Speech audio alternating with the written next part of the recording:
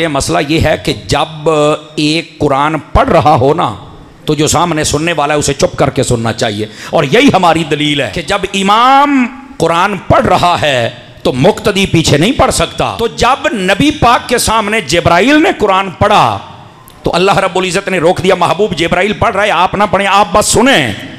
तो मैंने कहा जब नबी के सामने पढ़ा जाए तो नबी सुने, तो जब मुक्तदी के सामने पढ़ा जाए तो मुक्तदी क्यों ना सुने। इमाम जब क़िराअत करेगा तो मुक्तदी चुप करके पीछे खड़ा होगा। बाज लोग कहते हैं जी नहीं पीछे पढ़ना जरूरी है, नहीं है मेरा पुत्र, बुलंद आवाज से जब पढ़ेगा तब तो चुप है ही है।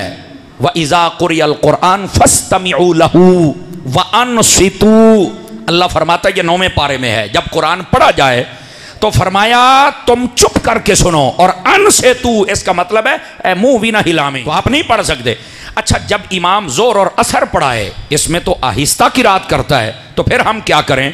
तो यह भी हदीस पाक ने मसला हल कर दिया। मेरे नबी ने फरमाया क़िराअतुल इमाम लहू क़िराअतुन, फरमाया जो इमाम मुसल्ले पे खड़ा होकर कुरान पढ़ता है तो वो मुक्तदी का कुरान पढ़ना हो जाता है। तो हदीस ने तो दोनों मसले हल कर दिए। ऊंची आवाज आए तो चुप रहना हर सूरत में लाजिम है। हम नमाज में हूं या नमाज के बाद हूं, हम नहीं बोल सकते, नहीं बाद में कुरान हम पढ़ सकते। यानी जैसे अलहम्दो इमाम पढ़ रहा था वैसे तुम ही पढ़, जिमें वो सूरत पढ़ रहा था वैसे तुम ही पढ़, नहीं पढ़ सकते हो। अच्छा एक हदीस शरीफ पढ़ते हैं ला सलात इल्ला बिफातिहतिल किताब, बस औकात वो ये लम्दा लाट और उसकी कंपनी के जितने जाहिल हैं वो कह सकते हैं कि यार हदीस में है, चूंकि जाहिल बंदे का यही काम है ना, वो मतलब तो समझता नहीं।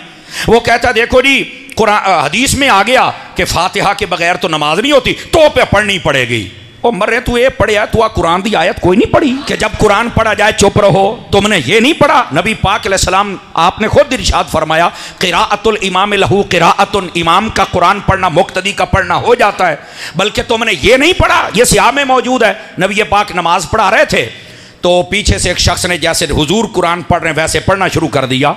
वो नया था, उसे नहीं पता था कि पीछे पढ़ना या नहीं पढ़ना। तो आका करीम ने जब सलाम फेरा तो आपने फरमाया माली उनाज़िउल कुरान फी सलात, ओ की हो गया है, मैं नमाज पढ़ा रहा हूं तो मेरे नमाज दे विच ही तुसी झगड़ा शुरू कर देता है। क्या मतलब, फरमाया जैसे मैं कुरान पढ़ता हूं वैसे या मैनू पढ़न दो तो या तुसी पढ़ो, इसका ये मतलब है। आपने रोक दिया कि तुम नहीं पढ़ सकते हो। तो अब ये इतनी हदीसें छोड़कर अगर कोई लाट ये कहे कि ये अधी हो इनू वेखे या इनू कह वेखना ही, तो ये दलाइल देखा करें, दलाइल देने के बाद फिर मसला हल होता है।